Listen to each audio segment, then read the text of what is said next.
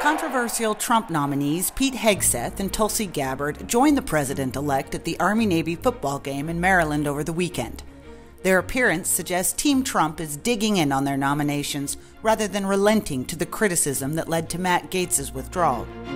Now attention turns to Robert F. Kennedy Jr., Mr. Trump's unusual pick to head the Department of Health and Human Services. We want you to come up with things and ideas and what you've been talking about for a long time, and I think you're going to do some unbelievable things. Unbelievable is precisely what many senators think of this appointment, yet they are so eager to please their leader that they can't see that this is an opportunity to save Mr. Trump from a deal he would never have made in other circumstances. In a series of long, intense discussions, I was surprised to discover that we are aligned on many key issues. In those meetings, he suggested that we join forces as a unity party. In May, just 4 months before RFK Jr.'s endorsement, Donald Trump saw their relationship differently. RFK Jr. is a Democrat plant, a radical left liberal who's been put in place in order to help crooked Joe Biden. In a 4-minute video, Mr. Trump laid out in depth the Kennedy positions in history that deserve to make him a non-starter with conservative voters. Jr. is totally anti-gun and extreme environmentalist who makes the Green New scammers look very conservative by comparison. A big-time taxer, he wants to tax you. An open border advocate, he wants those borders to be wide open for more people to come in from prisons and mental institutions. And he's anti-military and he's anti-vet. 4 months later, RFK Jr. was given a hero's welcome at the Turning Point rally in Glendale, Arizona, and Mr. Trump's rhetoric completely changed. Tonight, I'm very pleased to welcome a man who has been an incredible champion for so many of these values that we all share, and we've shared them for a long time. Prior to the Kennedy endorsement, the GOP universe was clear-eyed about the radical environmentalist who spent decades on a mission to destroy the Trump base. An online search finds pages of stories of Mr. Kennedy's efforts to cripple farmers, ranchers, loggers, and oil workers. And Mr. Trump himself highlighted Mr. Kennedy's views on the National Rifle Association. RFK Jr. calls you a terrorist group. You know, he calls you a terrorist group. Can't vote for him. You can't, you know.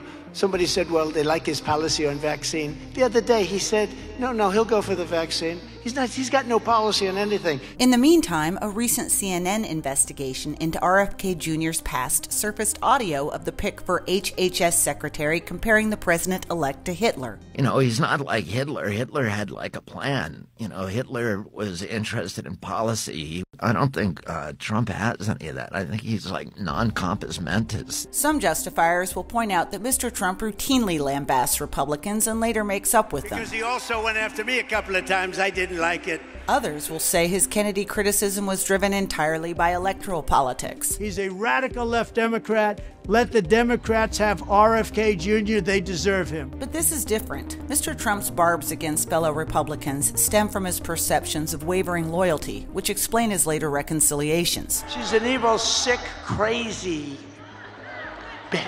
Oh, no. By contrast, his criticism of progressive Democrats like Nancy Pelosi tends to be consistent because it is rooted in what Mr. Trump correctly understands to be enormous worldview differences.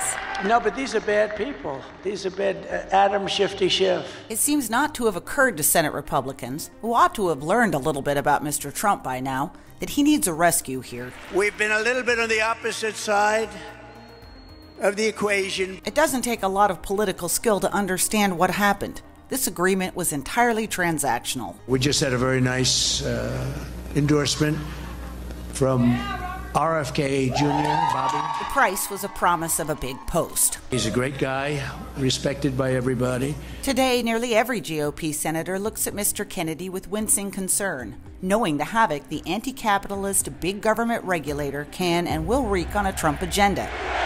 Yet no one is stepping up to save the president. I think he's going to be much less radical than you would think. I think he's got a very open mind, or I wouldn't have put him there. He's going to be very much less radical. Presidents do deserve the honor of naming their picks. But in today's insane world of more than 1,000 Senate confirmable positions, even the most capable president will pick a lemon, a charlatan, or in this case, a person who had them over the barrel.